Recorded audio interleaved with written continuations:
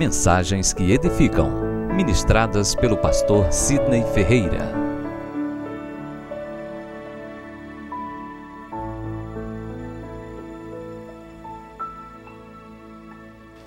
Bem, amados, vamos abrir a Bíblia em Atos dos Apóstolos, capítulo 2. Atos, capítulo 2.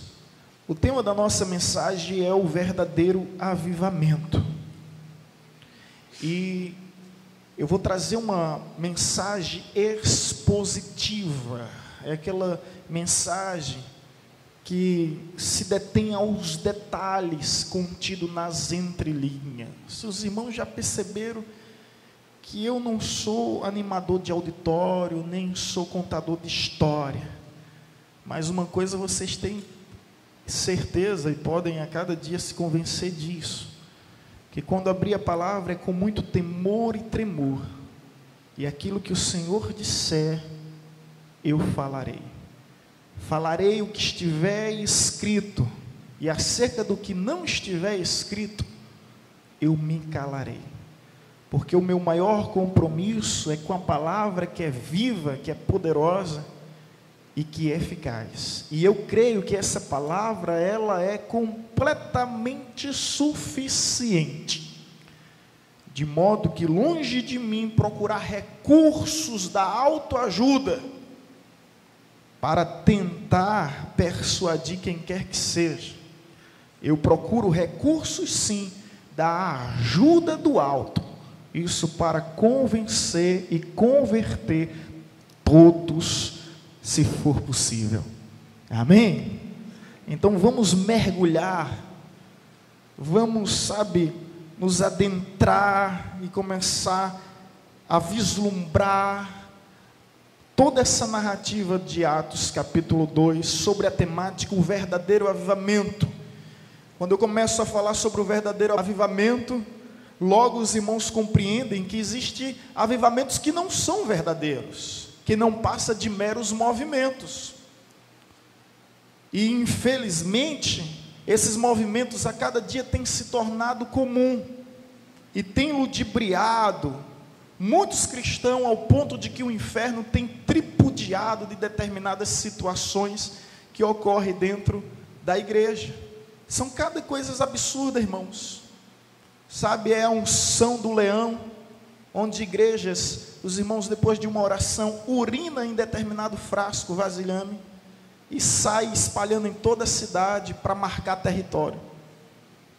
É a transmissão da unção pelos pés. Os irmãos deitam, um fica transmitindo a unção para outro com os pés. É a unção da gaitada. Vocês já viram isso, né? Determinadas igrejas começam a rir, todo mundo começa a rir, não tem palavra, não tem louvor, não tem estudo, é só kkkkkkkkkkkk, e se eu começar a rir, é algo contagioso, todo mundo vai me acompanhar. É a unção do cai, não tem um problema com quem cai, desde que levante-se diferente. O problema é quem cai todo culto, toda hora, em todo lugar. O problema é quando isso torna-se uma prática ao ponto de que, se não existir cai, Deus não estava presente, Deus não se fez presente nesse lugar. Então são tantos movimentos em nosso meio que é interpretado por avivamento e não passa de meras meninices. Eu creio no mover do Espírito, e que os irmãos saibam dessa verdade. Creio tanto que isso me causa temor e tremor. Creio tanto em Deus, que, meus irmãos, eu confesso, eu tenho medo de usar o seu santo nome em vão. Sabe por quê? Porque Deus não terá como inocente aquele que usa o seu nome em vão. Então Deus sabe que antes de falar em nome dele, eu faço prova como Gideão.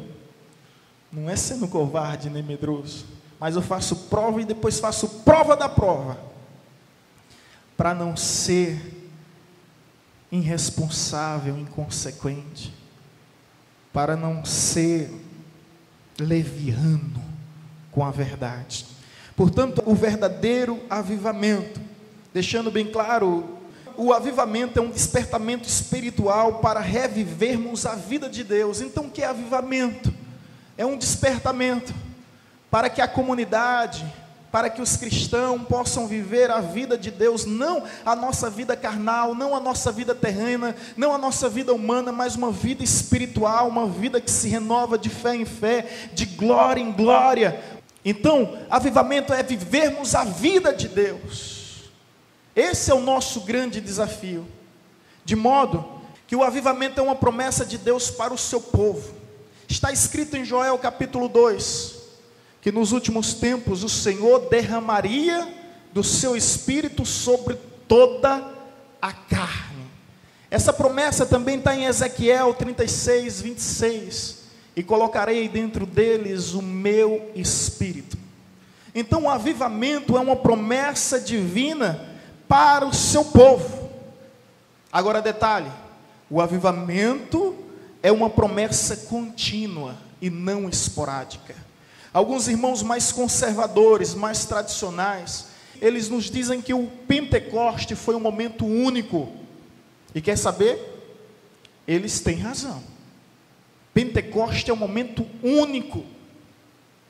No entanto, alguns deles se equivocam no fato de que o Espírito desceu para permanecer.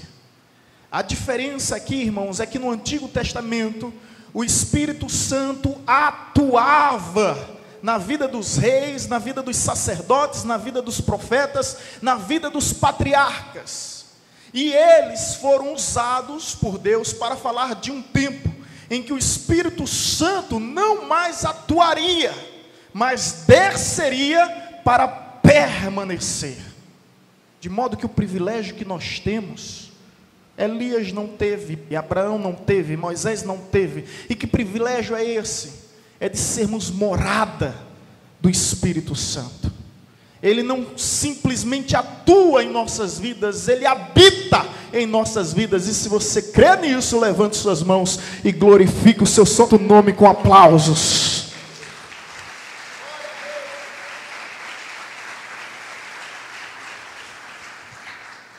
Espírito Santo veio para permanecer, não simplesmente atuar. O Pentecoste sim é um momento único. Não temos como repetir esse tempo. Ele ficou restrito àquele local, ficou restrito àquelas pessoas. No entanto, quando eu me convenço dessa verdade, que o Espírito veio para permanecer, aí sim eu posso viver um Pentecoste no meu tempo, com os meus irmãos, da forma que Deus desejar e permitir. É interessante, analisa comigo aí Atos capítulo 2, versículo 39.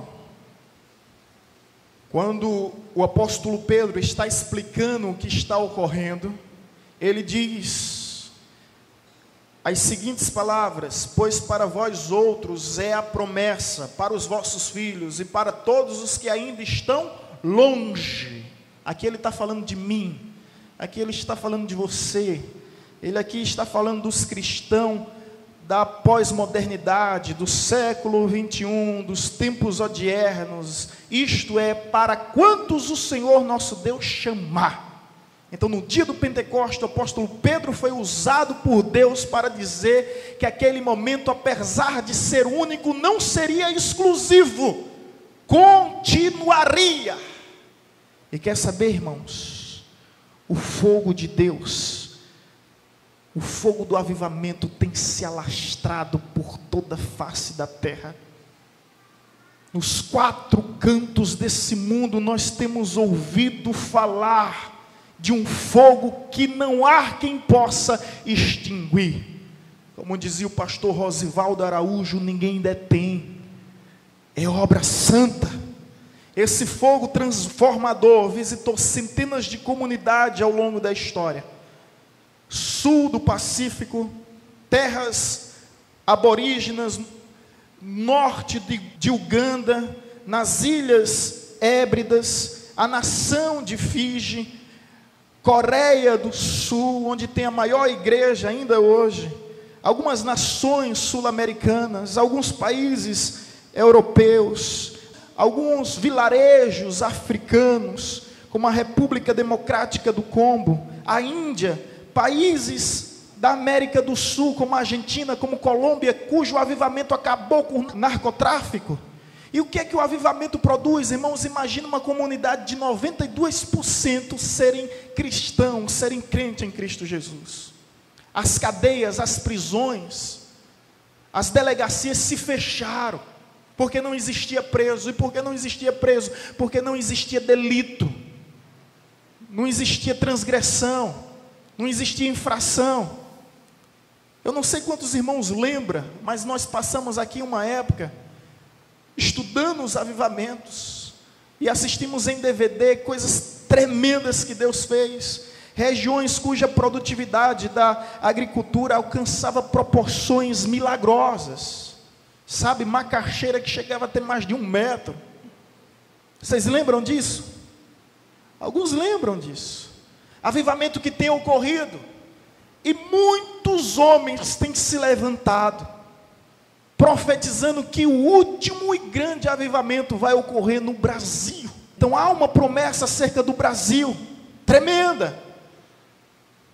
Muitos homens têm se levantado. Eu não sei se o avivamento vai vir para toda a nação, mas irmãos, eu oro para que ele venha ao menos para mim, de modo que se minha nação, meu estado, minha cidade não vai viver o avivamento, eu quero viver esse avivamento, de modo que não preciso de espaços geográficos para viver esse avivamento. Eu posso viver esse avivamento a qualquer hora, a qualquer lugar, basta tão simplesmente dar lugar.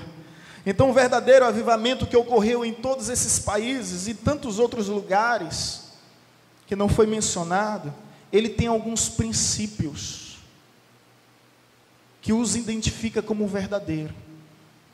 E eu gostaria de compartilhar esses princípios com os irmãos, baseado no texto de Atos 2, nós não vamos sair de Atos 2, para que os irmãos compreendam, e possam também, sobretudo, discernir o que é e o que não é avivamento. Então, o verdadeiro avivamento acontece, em primeiro lugar, quando perseveramos em oração. Olha só, Atos capítulo 1, versículo 14. Todos estes perseveravam unânimes em oração com as mulheres, com Maria, mãe de Jesus, e com os irmãos dele. Então, primeiro princípio de um avivamento é quando nós perseveramos em oração. Querido, note que não basta simplesmente orar. Há irmãos que oram por determinados tempos, por determinadas épocas, mas o desafio vai muito além. O desafio é perseverar em oração. E o que significa perseverar em oração? É quando você não tem mesmo condição, é quando você vai além dos seus próprios limites, é quando você decide, sabe, insiste e persiste em permanecer diante de Deus através da oração. Precisamos ser perseverantes em oração. A Bíblia diz lá em Romanos 12, versículo 12: regozijai-vos na esperança, sedes pacientes na tribulação, e na oração perseverantes. Colossenses capítulo 4, versículo 2 diz: perseverai em oração, vigiando e dando ações de súplicas. Poderíamos citar outras referências, mas o que eu espero que os irmãos entendam é que para que haja o avivamento, nós devemos perseverar em oração. Elias subiu ao monte para pedir a Deus que derramasse chuva sobre o povo. Ele orou uma vez e nada. Orou a segunda vez e nada. Veio a terceira vez, veio a quarta vez, veio a quinta vez, veio a sexta vez. Na sétima vez ele olha para o horizonte, ele olha para o firmamento, e ele vê uma nuvem do tamanho da mão de um homem. Irmãos, o que é que ele vê? Praticamente nada. Mas não se engane, era um sinal de Deus. E o tamanho do sinal não limita o poder do nosso Deus. Elias diz ao seu servo: desce e vai avisar a Acabe que vai chover. O sinal pequeno já era suficiente para ele acreditar que Deus ia abrir as comportas dos céus e ia derramar água sobre aquele lugar. Mas o interessante é que isso aconteceu porque ele perseverou em oração. O segredo do avivamento, da nossa vitória, da bênção de Deus é perseverar em oração. Por isso que Jesus nos recomenda ser insistente em oração. Agora detalhe, queridos, devemos perseverar em oração em todo o tempo. 1 Tessalonicenses 5,17 diz: orai sem, não é somente no tempo bom, no tempo da bonança, não é somente no monte. Orar no monte é muito bom, quero ver orar no vale. Então é em todo tempo, em todas as circunstâncias. Vai tudo bem, persevere em oração. As coisas não vão tão bem, persevere em oração. Amém, irmãos? E essa perseverança em oração, ela deve ser analisada da seguinte ótica: em favor de todos os santos. Efésios 6,18 diz: orai em todo tempo em favor de todos os santos. Então eu tenho que orar em favor de quem? Dos meus irmãos na fé. Será que nós temos orado um pelo outro? Será que nós temos clamado um pelo outro? Será que nós temos chorado um pelo outro? Ou somos simplesmente especialistas em averiguar as deficiências, as limitações dos nossos irmãos? Perseverar em oração não é simplesmente por mim, é pelos outros também.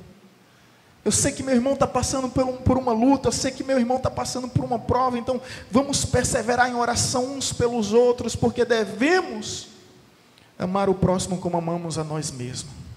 E ainda mais, perseverar em oração pelos santos e em favor de todos os homens. Quando você vai ver 1 Timóteo, capítulo 2, versículo 1-3, Paulo nos exorta para perseverarmos em favor de todos os homens, ímpios, incrédulos, enfim, por todas as autoridades, para que nós venhamos ter paz. Eu pergunto a você: você tem perseverado em oração por aquele professor que te persegue na faculdade? Você tem perseverado em oração pelo teu patrão, que não reconhece o teu valor, e ainda não fez um reajuste salarial, uma remuneração por gratificação? Você tem orado por sua vizinhança, que a cada dia critica e censura pelo fato de ser cristão? Você tem perseverado em oração pelas nossas autoridades constituídas por Deus, eleita pelo povo, mas constituída por Deus? Será que nós temos perseverado em oração para que Deus possa usar os nossos representantes, para que o Evangelho possa entrar em lugares que não têm acesso? Será que nós temos perseverado em oração? A igreja primitiva perseverava em oração, e detalhe, não era o pastor, não era o corpo diaconal, não era a liderança ministerial, porque quando você vai ver, capítulo 1, versículo 14, todos unânimes, unanimidade, não havia exceção, todos perseveravam unânimes em oração. Até as mulheres. É interessante quando a Bíblia faz questão de citar com as mulheres, porque existia toda aquela restrição cultural de que mulheres não poderiam vir ao culto, e se viesse, que não perguntasse ao seu esposo nada, ficasse calada, sentasse de um lado, homens de outro. Isso por uma questão cultural, que as mulheres não tinham formação acadêmica, elas não iam à escola e não tinham tanta instrução. Isso é uma questão totalmente cultural. Mas vocês percebem que existia determinadas reuniões que as mulheres eram excluídas. Mas quando se tratava da oração da igreja primitiva, até as mulheres tinham que ser incluídas naquele contexto. E elas estavam lá presentes, orando de forma unânime. O triste, irmãos, é que na igreja uma pouca minoria ora. E isso é uma verdade. Uma pouca minoria mesmo. Se a gente fosse colocar isso em percentuais, irmãos, eu acho que não dá mais de 20%. O restante torna-se os cristãos das 6 horas, né? 6 horas por mim. 6 horas por mim. Ei, 6 horas por mim. E sabe o que é interessante? Que a oração mais poderosa que existe na face da terra é a sua oração. Infelizmente nós não reconhecemos isso, mas Deus quer ouvir a sua voz. Você não precisa de mantras, de gurus, de avatares, de pajés. Você não precisa de sacerdotes. Você tem livre acesso à presença do Pai Celestial. Isso nunca ninguém te disse isso, porque talvez essa verdade seja conveniente para eles. Mas a verdade, em verdade vos digo, que você tem livre acesso aos céus. Você pode marcar uma audiência com o juiz supremo em qualquer hora, em qualquer lugar, sem ligar para a secretária, sem procurar a agenda. Entenda isso, irmãos. A oração mais poderosa é a sua oração. Deus quer ouvir a sua voz. Nós podemos sim contar um com o outro em oração, não há problema nisso. Mas o problema é quando o cristão não ora. E aí a gente já ouviu tantos relatos de irmãos, sabe, que colocaram na cabeceira da sua cama 3 tipos de oração que existia lá. E toda vez quando ele ia se deitar, ele dizia: Senhor, a oração hoje é a letra A. E o infeliz deitava, não era nem capaz de ler, nem de recitar, nem de declamar como se declama uma poesia. Já pensou? Senhor, hoje é a letra C, hoje é a letra B. A oração mais poderosa é a sua oração, não se esqueça disso. Deus quer ouvir a tua voz. E não adianta transferir essa responsabilidade para líder, para pastor, para diácono. Nós podemos te ajudar em oração, mas Deus quer ouvir a tua voz. Assim como um pai deseja ouvir a voz de um filho, o Senhor deseja ouvir a nossa voz. Agora, irmãos, olha bem o segundo princípio. Quando esperamos o tempo determinado. Quando o verdadeiro avivamento acontece? Segundo lugar, quando esperamos o tempo determinado. Lá em Atos capítulo 2, versículo 1 vai dizer: ao cumprir-se o dia do Pentecoste. Ei, é um tempo determinado para tudo que existe. Presta bem atenção nisso. Há um tempo determinado para tudo que acontece. Aguardando o tempo determinado. O que é Eclesiastes capítulo 3, versículo 1 diz?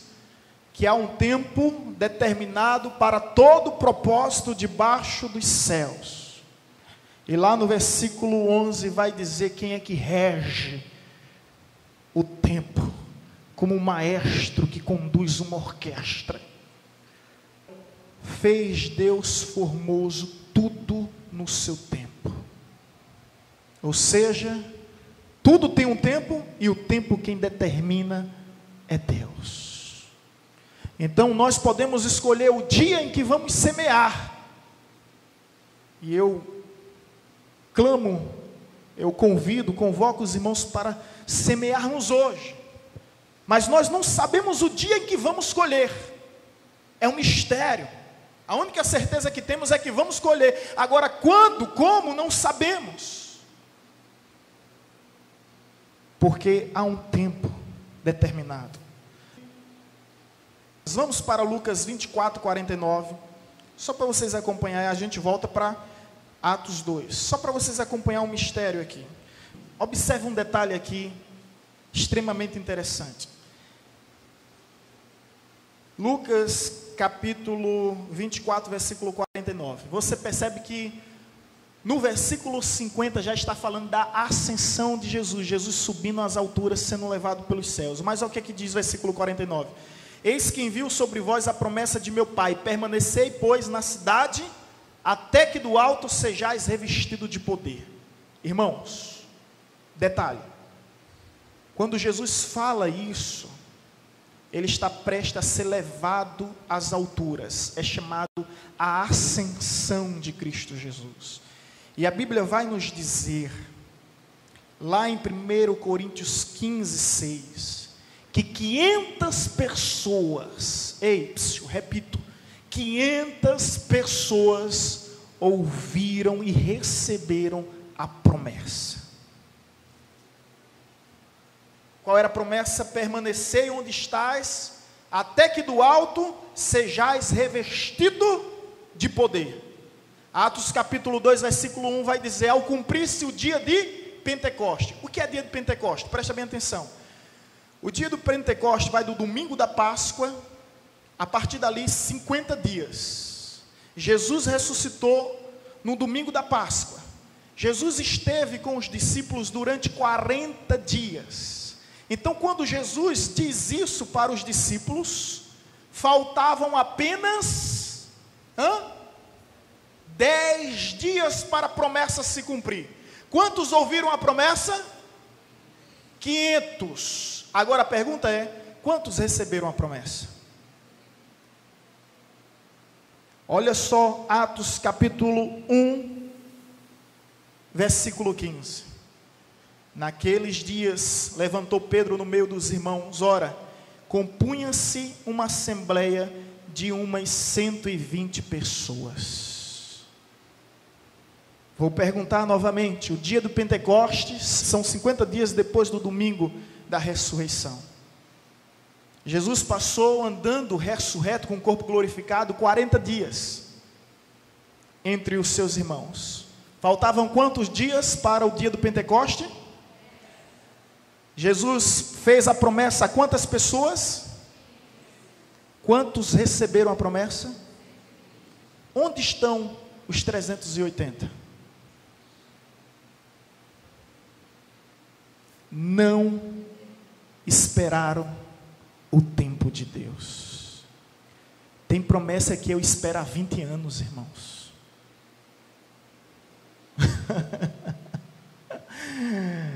Os irmãos aqui não esperaram 10 dias. Não sei o que aconteceu com ele.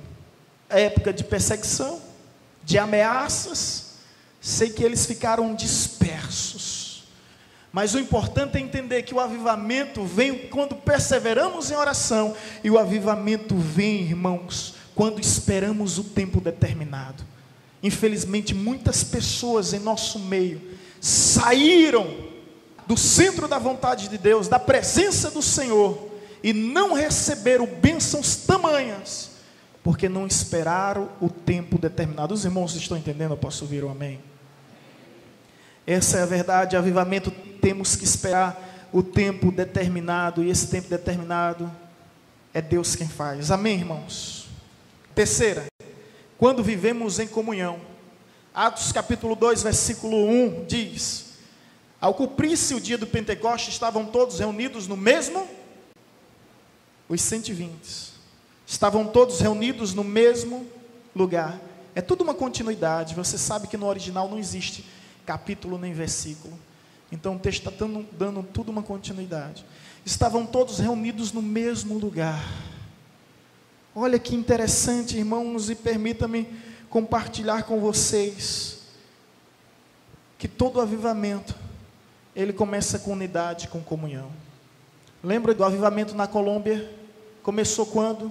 Quando os pastores deixaram todas as suas divergências teológicas e se uniram em nome de Jesus, que está acima de todas as nossas diferenças. O avivamento aconteceu.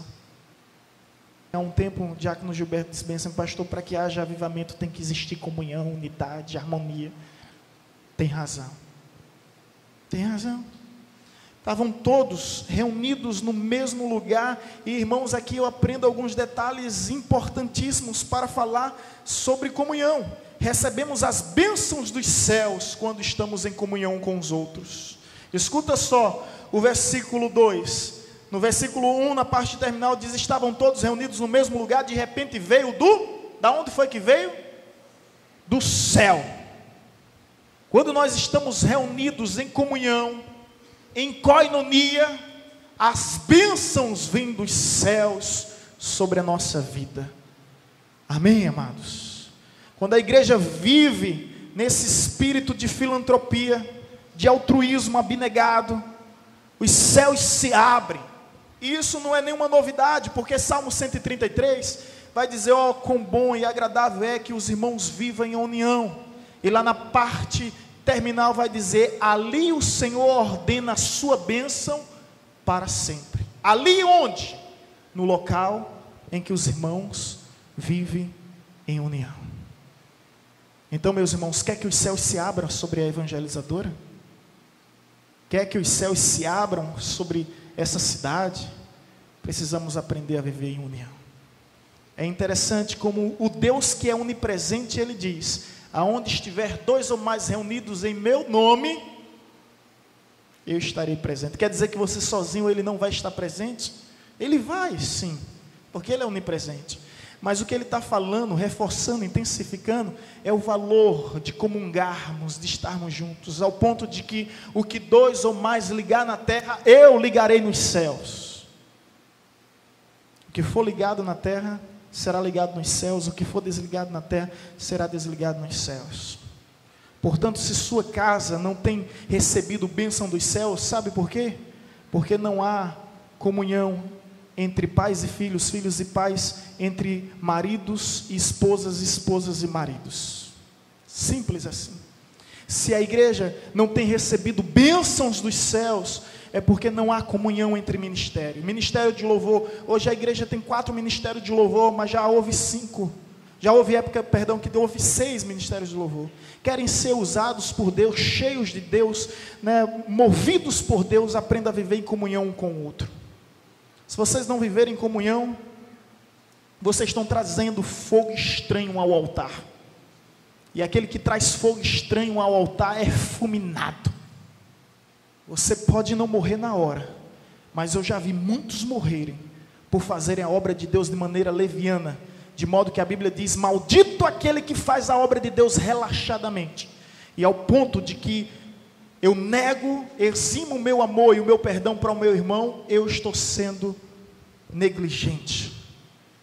Estou fazendo a obra de Deus relaxadamente e me torno o quê? Maldito. Portanto, a comunhão deve permanecer e prevalecer em nosso meio, porque se não for assim, os céus não vão se abrir e as bênçãos de Deus não vão descer sobre nós. Agora, detalhe, irmãos.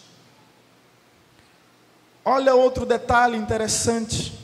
Contemplamos o mover de Deus na congregação e na vida dos irmãos. Atos capítulo 2, no versículo 2 e 3. Olha só, de repente veio do céu um som, a bênção vem do céu, como um vento impetuoso, e encheu toda a casa onde estavam assentados.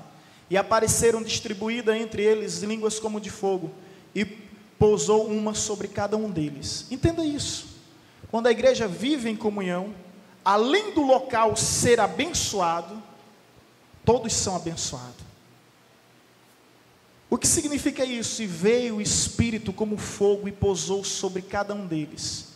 O avivamento é quando eu olho para os irmãos, independente da faixa etária, independente do poder aquisitivo, independente da classe social, e vejo o fogo de Deus.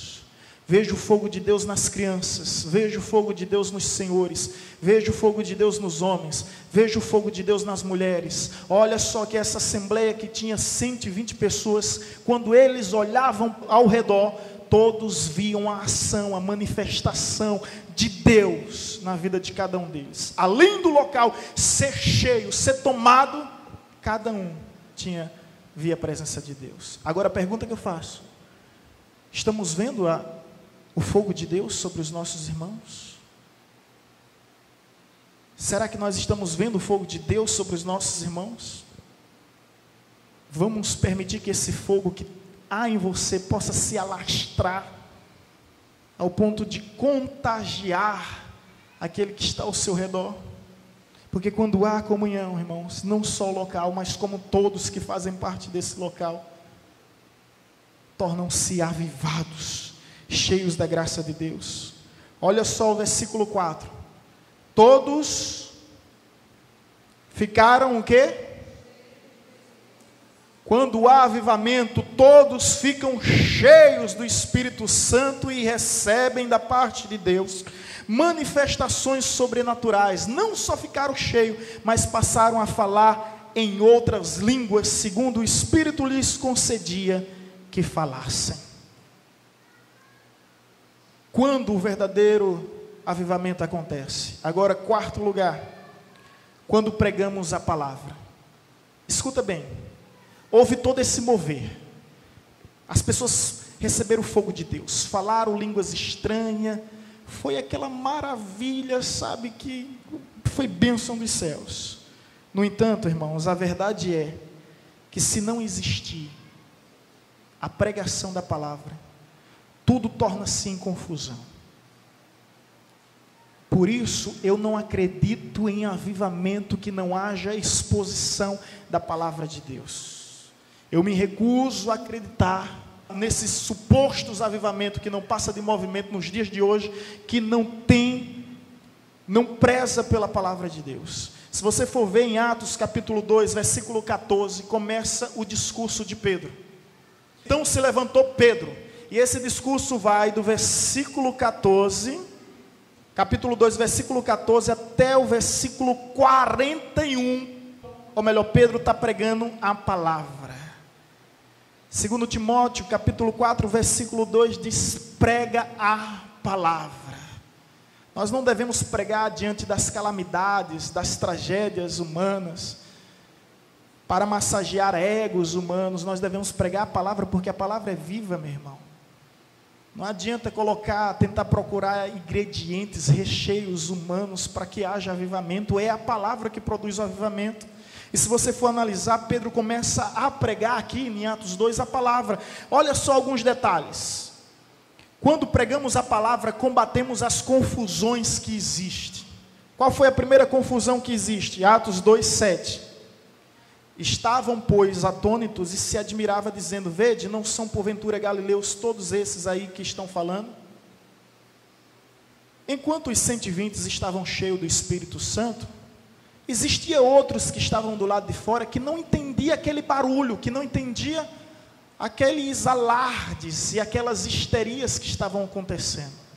Então vem a primeira confusão. Qual é a primeira confusão? O que é que está escrito aí? Discriminação. Olha o que eles dizem. Não são todos esses galileus? Eles estão discriminando os galileus.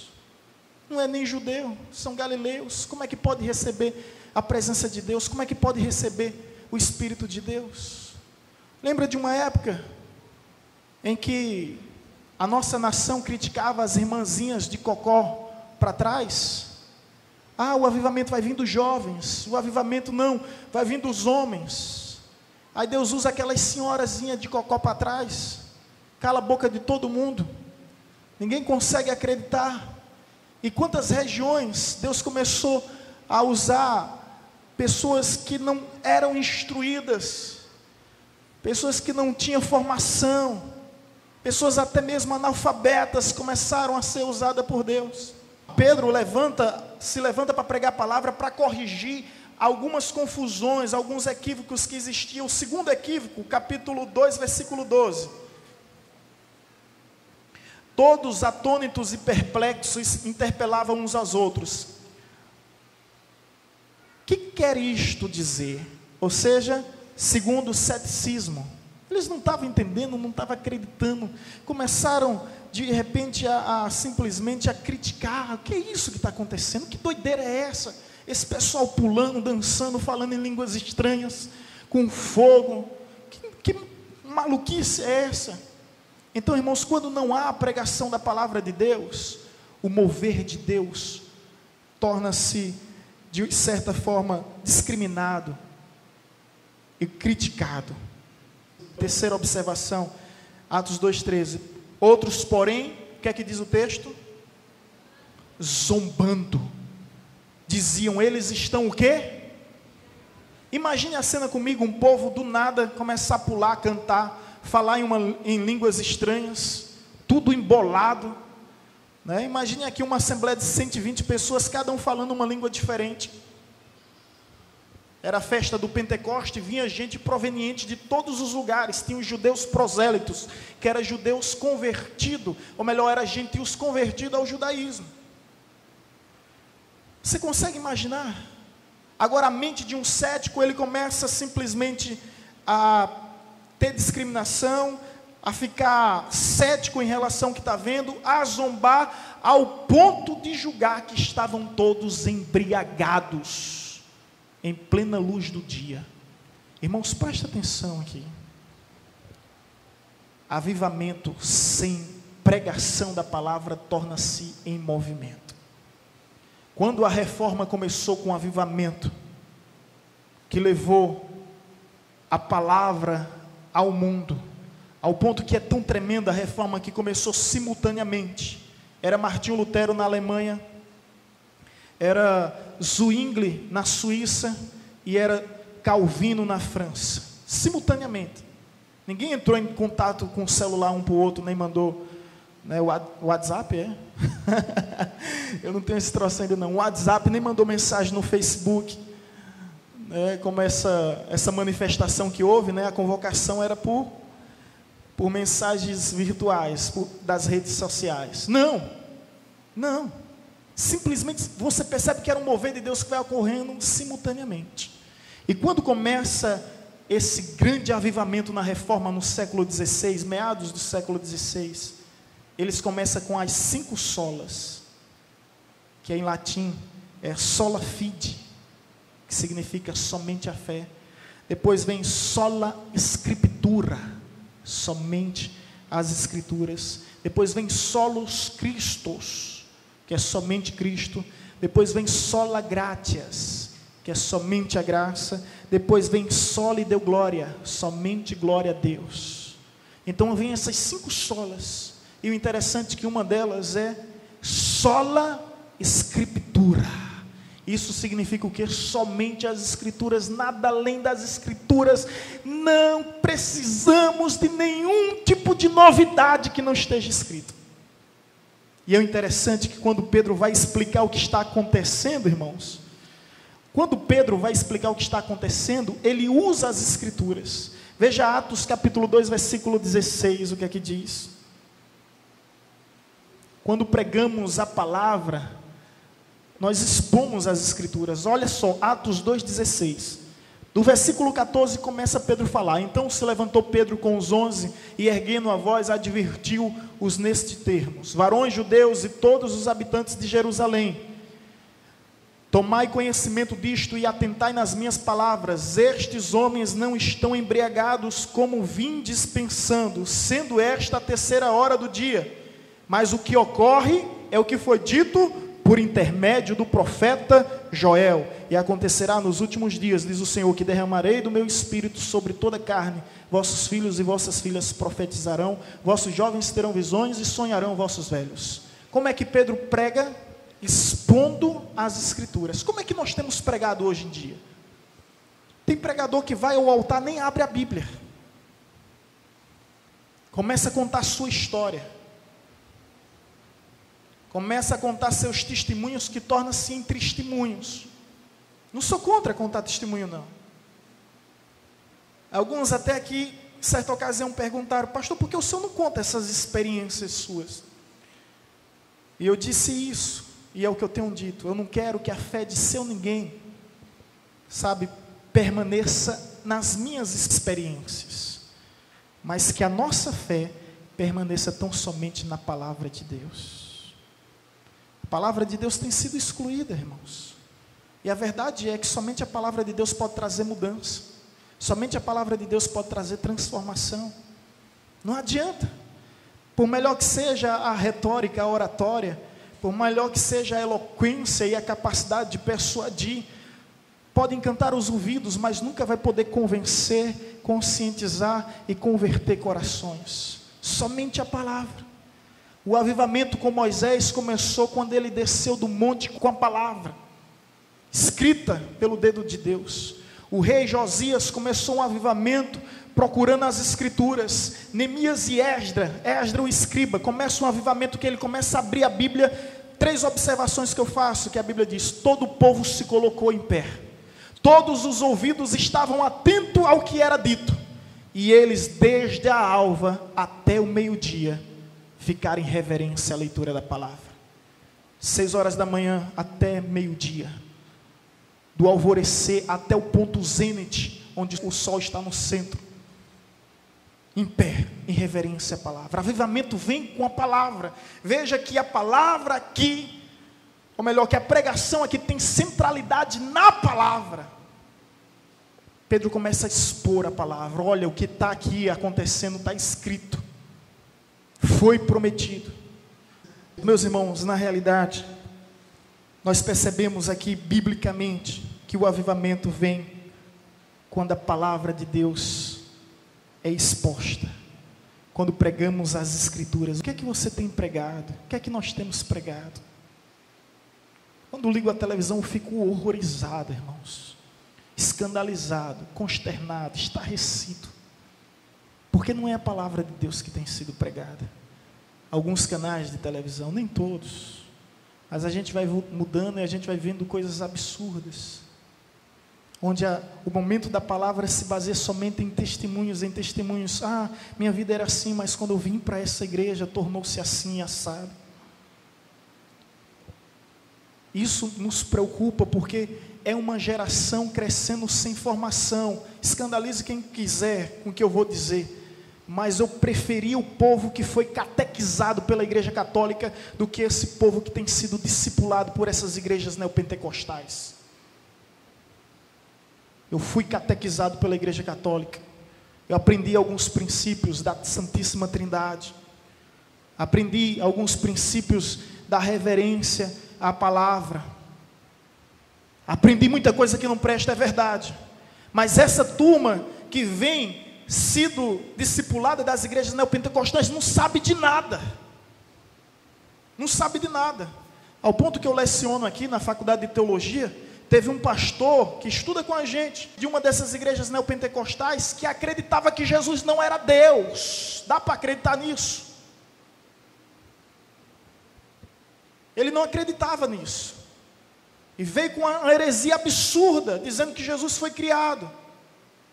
Então eu volto a repetir, eu preferia e prefiro os que foram catequizados pela igreja católica, do que aqueles que têm sido discipulados por essas igrejas neopentecostais, que só vão à igreja através de cura, que só vão à igreja atrás de bênção, que só vão à igreja simplesmente para contarem vantagens.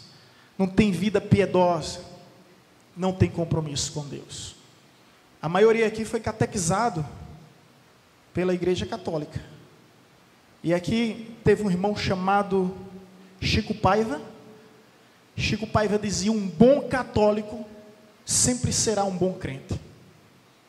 Nil desses dias estava me dizendo: pastor, é incrível como um católico respeita um padre. Ah, se um crente respeitasse um pastor como um católico respeita um padre. É verdade, minha filha. Ainda bem que Deus lhe deu esse entendimento, não é? Tem um irmãozinho aqui que chega de sempre me ver, ele pega minha mão e beija, né? Bênção, pastor. Eu disse: para com isso, deixa disso. Ele disse: a gente não pede bênção ao padre? Eu disse: deixa disso, a gente fica brincando um com o outro, não passa de brincadeira. Mas gente, e essa turma que vem aí, que não conhece nada, que vai para a igreja para comprar olhinho, para comprar pulseirinha, para comprar correntezinha, para passar pela campanha do cajado, pela campanha das portas abertas, pela campanha do sal grosso, do machado. O que é isso? Isso é bencumba. Qual a diferença disso para um terreiro de macumba? A única diferença é que no terreiro de macumba faz isso para amaldiçoar a vida de alguém. O pessoal faz isso hoje para abençoar a sua própria vida, mas é uma bencumba, feitiços, misticismo, desnecessário. Onde está a centralidade da palavra? Onde está a autoridade da palavra, das escrituras? Jesus no deserto, ele só usou a expressão está escrito, só recorreu à palavra. Nunca recorreu a nada além da palavra. E isso, irmãos, é preocupante, muito preocupante. Não sei se vocês conseguem entender a seriedade do que eu estou falando. Mas a realidade é essa: quando pregamos a palavra, expondo as Escrituras. Outro detalhe, quando pregamos a palavra na centralidade de Cristo, depois do versículo Atos 22, versículo 26, você pode ver 22. Varões israelitas, atendei a estas palavras, Jesus o Nazareno. A partir daqui ele começa a falar de Jesus. Ou seja, é falar das Escrituras, mas falar de quem é o centro das Escrituras, quem é o centro da história, quem é o centro do universo, quem é o centro da nossa vida, que é Jesus. Hoje já não é mais Jesus, não é nem a palavra, nem a Jesus que a gente encontra em determinados lugares. Outra observação, quando pregamos a palavra exortando ao arrependimento, Atos capítulo 2, versículo 38, já é o final do discurso, Pedro vai dizer, respondeu-lhes Pedro, arrependei-vos e cada um seja batizado em nome de Jesus Cristo para a remissão dos vossos pecados. Lá no versículo 40 ele vai dizer, com muitas outras palavras deu testemunho e exortava-os dizendo, salvai-vos desta geração perversa. A pregação da palavra tem que ter centralidade nas Escrituras, tem que ter centralidade em Cristo. E outra, tem só um objetivo, qual é? Arrependimento. Qual foi a última vez que você viu uma pregação sobre arrependimento? As mensagens hoje são convencionais, é para massagear o ego. Os títulos são até, sugestivo. Como se tornar um vencedor? Como conquistar os bens nessa terra? São até sugestivos as temáticas de hoje. E a gente esquece do arrependimento. Que Pedro começa a dizer, arrependei-vos, de mostrar os erros, de mostrar as falhas, como os profetas sempre fizeram, e por causa disso João Batista perdeu a sua cabeça, mas não perdeu a sua consciência de servo de Deus. Às vezes a gente está evangelizando alguém, a gente não fala da importância do arrependimento. A gente chama essa pessoa para a igreja dizendo, olha, eu era pobre, entrei na igreja, fiquei rico. Eu era triste, entrei na igreja, fiquei alegre. Olha, eu era solteiro e entrei na igreja, saí casado com a bênção.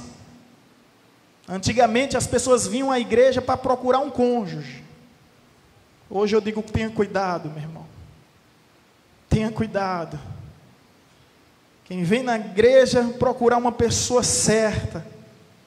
Antes a gente poderia dizer, vá numa igreja, você vai encontrar uma pessoa certa. Hoje em dia é tão difícil. É tão complicado.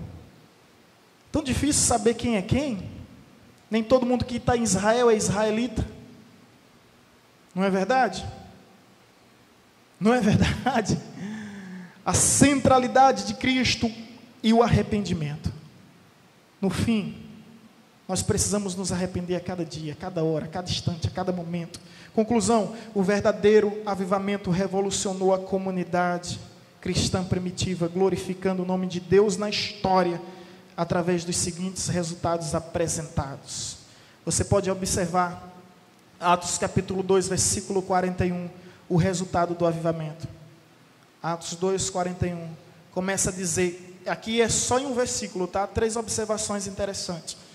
Então os que aceitaram a palavra, ou seja, o verdadeiro avivamento, ele traz conversão e aceitação à palavra. Será que as pessoas hoje estão aceitando a palavra? O que é que vocês acham? Um dia um antropólogo conversando com um teólogo, sabe o que foi que o antropólogo disse? Logo, logo vocês vão aceitar os gays dentro da igreja de vocês. Eles vão cantar, eles vão pregar, eles vão até pastorear. O teólogo disse, impossível. Aí o antropólogo, não, porque a decisão de vocês são convencionais. A decisão de vocês não é baseada na palavra. Quer um exemplo? Antes vocês não aceitavam o divórcio. Hoje, o divórcio é tão comum nas igrejas como é no mundo. Então, é só uma questão de tempo. Sabe o que foi que o teólogo respondeu para ele? Nada. Vai falar o quê? Nós amamos, amparamos os divorciados. E quem já foi divorciado, não importa a situação, sinta-se incluído no reino de Deus. Mas aquele que está casado, meu irmão, foi casar com carvão molhado, assopre até pegar fogo. Não é? Se você casou com um sapão, vai beijando ele até se transformar em um príncipe. Se ele não se transformar em um príncipe, transforma em uma sapoa. Fica igual a Shurek. O que eu acho lindo no Shurek é isso. É que a princesa se tornou aquele monstro para acompanhar a criatura. Não vai reclamar com Deus não. Ok? Irmãos, vamos aceitar a palavra. Vamos viver a palavra, é o que a palavra disse. Então amém, seja boa, seja má, seja agradável, seja desagradável, seja confortável, seja desconfortável, é a palavra. É a palavra. É a nossa única regra de fé e prática, é a palavra. Hoje em dia, sabe, o pastor é questionado ao disciplinar alguém. E muito questionado. Porque as pessoas não vivem a palavra, porque se vivessem a palavra, se entendesse a palavra, ia perceber que a disciplina é a maior prova de amor de um pastor. E se você cometer algum erro, e eu não lhe disciplinei, saiba, meu irmão, porque eu não lhe amo. E se eu não lhe amo, eu não sou digno de estar no altar. É melhor deixar o cajado, e fazer qualquer outra coisa na minha vida, menos ser pastor. Minha tia morava em Santana do Ipanema e sempre eu passava as férias com ela. E era interessante algo. Eu era responsável com 10 anos de levar as ovelhas para o campo e trazia as ovelhas para o campo. Com 10 anos, nem imaginava o que ia ser da minha vida. E eu levava as ovelhas e trazia as ovelhas e às vezes elas vinham cheias de carrapicho. E eu dizia, eu não vou tirar não, porque quando eu estou tirando elas ficam dando coisa, ficam dando cabeçada. Ela, você tem que tirar. Porque senão, o carrapicho vai fazer um ferimento, vai criar um hematoma, e possivelmente pode comprometer a vida da ovelhinha. Ela não precisou pedir mais 2 vezes, nem explicar outras. Eu ia lá e tirava. E sabe o que eu percebia? Ao tirar carrapicho, dói em mim. Incomoda ela, mas dói em mim. Você já tentou tirar carrapicho de gato, de cachorro? Não fura? A gente não se fere? Às vezes eu ficava com os dedos sangrando. Depois de muito tempo, Deus veio me dar esse entendimento. Hoje no Evangelho, pastoreando, quando eu faço isso, dói em mim, fere, machuca, mas eu faço e nunca vou deixar de fazer. Sabe por quê? Se eu não fizer, eu estou comprometendo a vida de uma ovelha. E para mim, o que mais importa é a vida de uma ovelha do que um conforto pessoal. Do que um conforto pessoal. Então aceite a palavra. Outra observação, obedeciam às ordenanças cristãs. O que é que vai dizer? Aceitaram a palavra e foram batizados. O que é o batismo? Uma ordenança. Evangelho de Marcos capítulo 16, versículo 15 e 16, diz, ide por todo mundo pregar o evangelho a toda criatura, quem crê e for batizado será? Eles imediatamente aceitaram a palavra e se batizaram. Eu não consigo entender como pessoas que têm tanto tempo de igreja, o pastor vai falar sobre batismo, ela diz, pastor, eu ainda não estou preparada. Sabe quando é que você vai estar preparado? Nunca. Nunca. O batismo é uma obediência, é uma ordem. Se Jesus disse aquele que crê, se você crê, ainda que você tenha defeitos, deficiências, limitações e fraquezas, se você crê, se batize, atenda a ordem. Desde que você tenha de fato crido e decidido a viver para Cristo. Mas o resultado do avivamento é a aceitação da palavra, é a obediência às ordenanças e, enfim, crescimento e expansão do reino. Olha só o que é que acontece. Havendo um acréscimo naquele dia de 3.000 pessoas. A congregação tinha quantas pessoas? 120. Em uma pregação foram para quantas pessoas? 3.000 pessoas. O que foi que trouxe o crescimento? Foi o avivamento. E o avivamento se baseou em quê? Em línguas estranhas, em sinais, em prodígios, em manifestações, em maravilhas? Não. O avivamento se baseou em quê?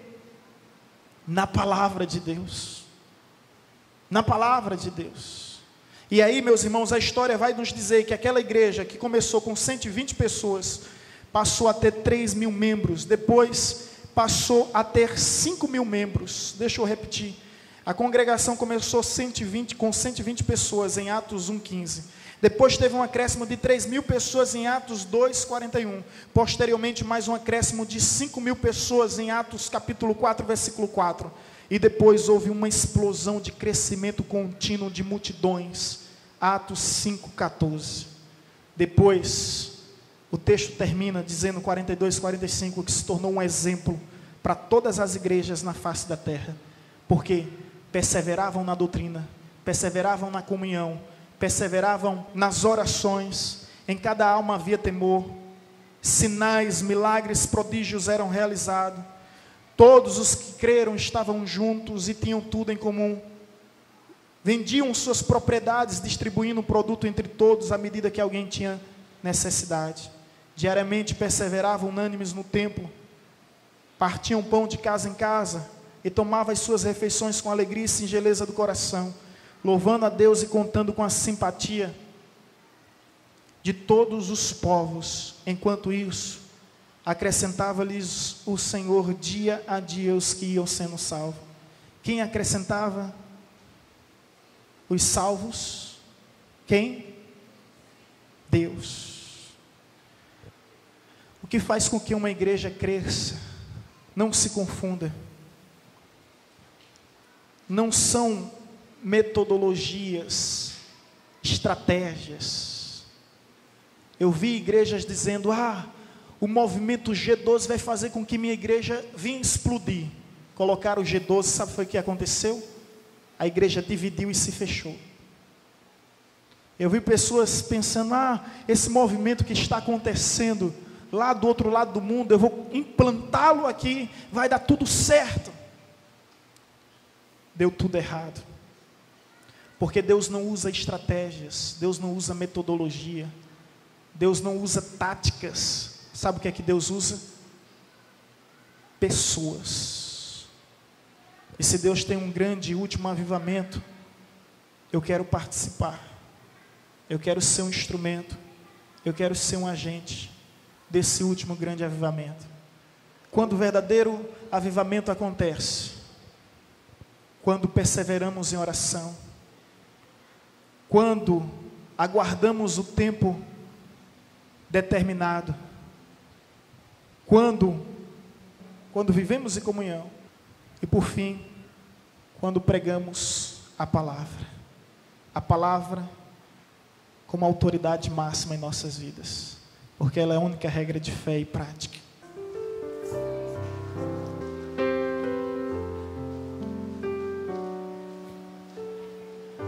Precisamos buscar em nosso tempo o verdadeiro avivamento gerado por Deus.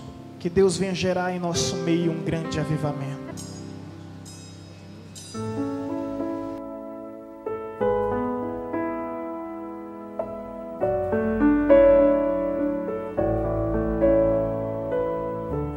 Você acabou de ouvir uma mensagem ministrada pelo pastor Sidney Ferreira, da Igreja Batista Evangelizadora.